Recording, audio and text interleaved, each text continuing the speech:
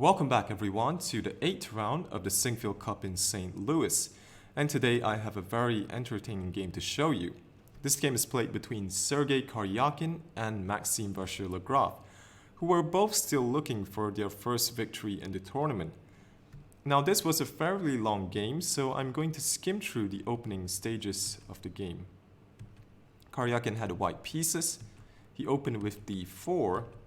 The opening was a Grunfeld defense exchange variation with bishop c4.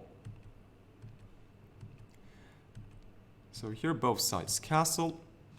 Now the main move for black is bishop g4 or queen to c7. However, MVL opted for b6, in a way tempting Karjakin to try and win a pawn, which would open up this lovely dark square bishop in the process. Karjakin was up for the challenge. And knight d4. Already Karjakin is trying to put pressure on MVL's position. Now with the threat of knight takes c6, followed by bishop to d5. Now if knight takes d4 and b takes c5, you can play d5, giving out the exchange, and white has more than sufficient compensation with the weak dark squares around the king. So MVL played knight to e5, attacking the bishop. Karjakin played knight to b5, attacking the queen, queen to b8. Now bishop d5, putting more pressure on the position. It would seem a little passive to play bishop b7, so MVL opted for knight to g4, attacks that bishop, and also threatens mate. So g3 from Karjakin. That bishop was taken, which damaged white's structure. And now the rook on a8 is still under attack. If you play bishop to b7, this allows white to create a dangerous passed pawn with c6. And white's position is very good here because, well, not just because of this passed pawn, but also due to the pressure on f7. So MVL played a6.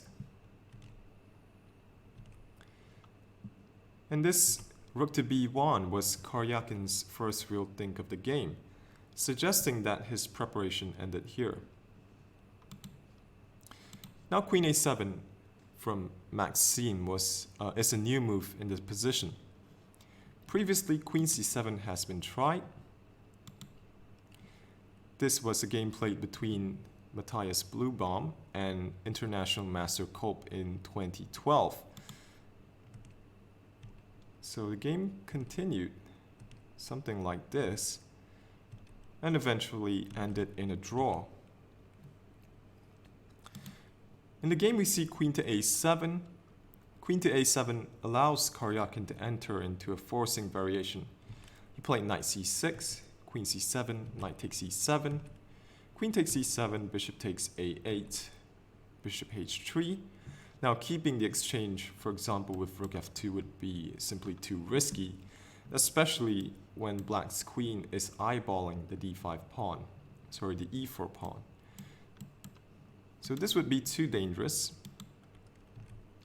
We see bishop d5 in the game, bishop takes f1, queen takes f1, now bishop takes c3.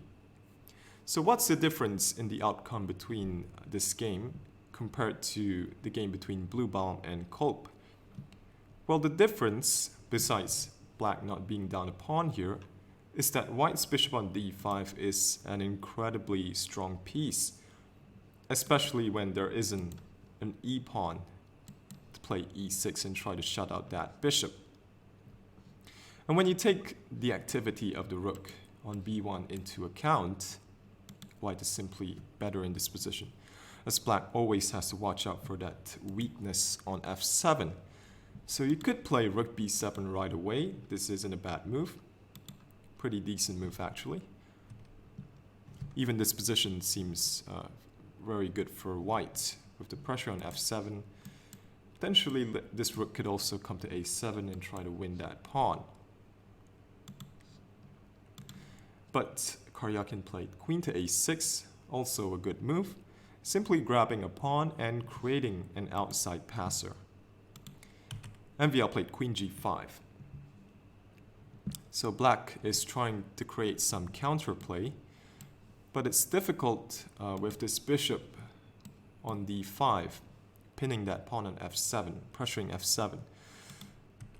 Queen back to e2, defending e3, and now MVL played the logical king to h8.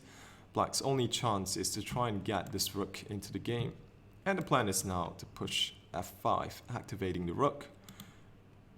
King g2 is a nice prophylactic move from Karjakin, which adds more protection to g3 and also frees up this queen to move, as queen captures e3 will not come with check. And now MVL broke with f5. Queen to d3. We have bishop back to e5 and rook to f1, putting more pressure and also pinning the pawn. So black could try and seize the b file with rook to b8. However, rook to f2 simply nullifies black's plan by covering the b2 square. And if that's taken, then white now has the very simple plan of simply utilizing this a pawn. So MVL played king to g7. That pawn was taken, and now a4, so passed pawns must be pushed. Rook takes f1, king takes f1. Now this was a critical stage of the game. Black is obviously a little worse in this position, but he has to give full attention to that dangerous passed pawn in order to stay alive. So best was to play bishop c7, which would cover the a5 square. However, MVL played bishop d4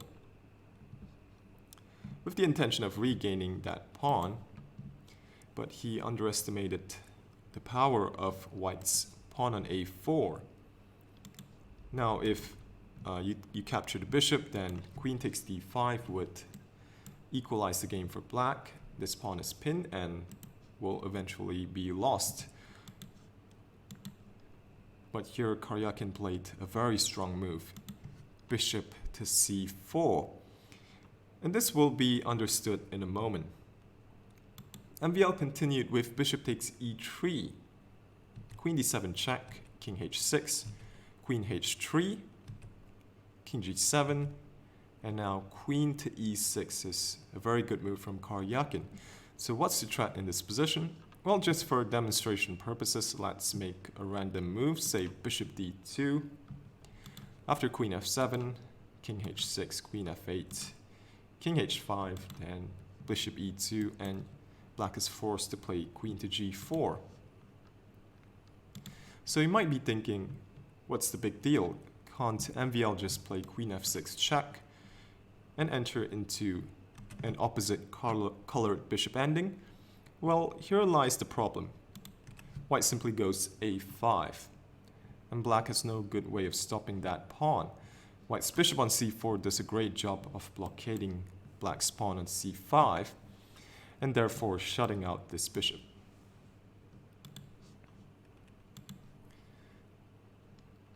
So here MVL played bishop d4, queen f7, king h6, so now there is the possibility of blocking with bishop g7. So Karjakin continued to push. Now with queen c1 check, white soon escapes with king to h3. Black doesn't have a check, and that a pawn is going to run down the board. Bishop f6 played by MVL, trying to cut off the white queen and hoping for some perpetual. But Karjakin didn't allow this. He played king to g2. If you play a6, then queen f5 leads to perpetual check. And there's no escape for the white king. So king g2 is a very good move from Karjakin, not allowing Maxime to set up his queen on this diagonal. Maxime played queen to d2 check, king to h3, queen queen to g5, no more checks for Maxime. And now Sergey can start something. He played queen to f8 check, bishop g7, and queen to f3. Simple and effective. So this covers the checking squares of the black queen, and white's king is totally safe. The a pawn is now going to be the deciding factor. Let's see how the game continued. So bishop d4, a6, queen e7, queen to a8, bishop f6, a7, queen d7 check, and g4. So with some calculation, Karjakin has managed to work out how to utilize the threat of queening the a pawn. Queen e7 from Maxime, queen back to f3 by Karjakin, and this is incredibly strong, simply preventing any checks, attacking black's bishop on f6, while also threatening to promote that pawn. However, it's not over yet, and this still requires some precise play by Karjakin. So here, if king to g2, then black has an amazing resource in queen to g3 check. And obviously, if that's taken, then it's stalemate, as all the squares around the black king are covered by the white pieces. If king f1, then queen to e1 check, and there's no escaping. However, Karjakin, of course, saw this. He played bishop d3, a very good move, and this effectively wins the game. After queen takes d3 check, king to h4, you can see that white's king is safe for the moment. There are no checks for MVL, and black's king is about to get mated. So let's see how the game continued. Queen to d4 from MVL, queen to f8 check, queen g7, and now g5 mate. Nice finish to a very exciting game. It was cool of MVL to allow the mate over the board. In the other games, Nepomniachtchi managed to win against Levon Aronian. So there are 5 players in the lead: Anand, Caruana, Ding Liren, Nepomniachtchi, and Sergey Karjakin. So if you enjoyed this video, don't forget to give it a thumbs up and consider subscribing to the channel for more chess content. Thanks for watching, and I'll see you soon.